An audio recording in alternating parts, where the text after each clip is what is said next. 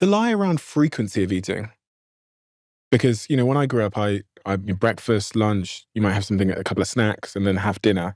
And then you wake up the next day and go through the same routine of just basically eating every waking hour of the day that you can and snacking in between.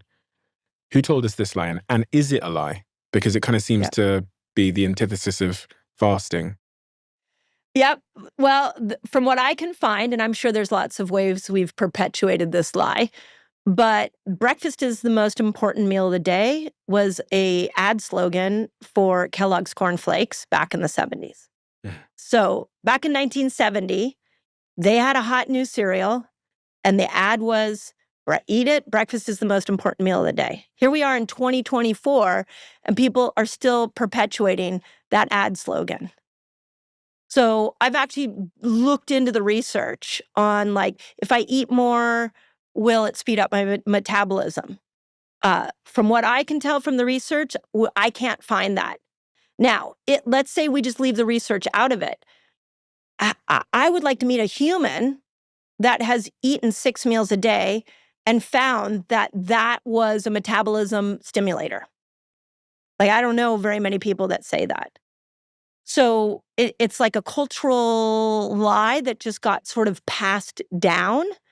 And what happened when the fasting research came out, now, people like Walter Longo, people like Sachin Panda, big fasting researchers, what they figured out was, oh, wait, if we compress our eating into a certain time period like our ancestors did, and we left longer for fasting, there's something magical going on here.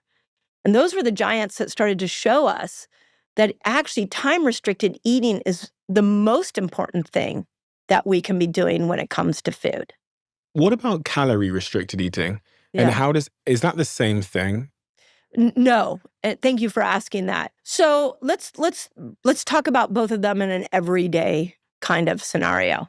So in time restriction, you are saying, I have a certain time in my 24 hours where I eat, I compress my eating window, and then I have a time where I'm fasting. So I have an eating window and I have a fasting window. Okay, and I get to decide how compressed that eating window is and how long that fasting window is. The longer you go in the fasting window, what you're doing is you're turning on these different healing mechanisms.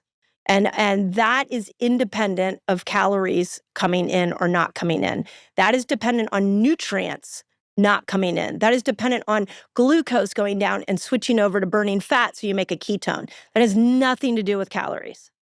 When you come over to calorie restriction, you're saying, I'm going to have X amount of calories a day. I'm going to output X amount of calories, and I'm going to do that all day long. So very different philosophies to me.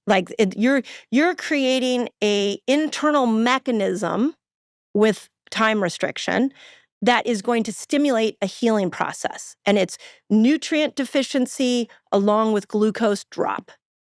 It doesn't have to do with calories. If you love the Diary of a CEO brand and you watch this channel, please do me a huge favor. Become part of the 15% of the viewers on this channel that have hit the subscribe button. It helps us tremendously, and the bigger the channel gets, the bigger the guests.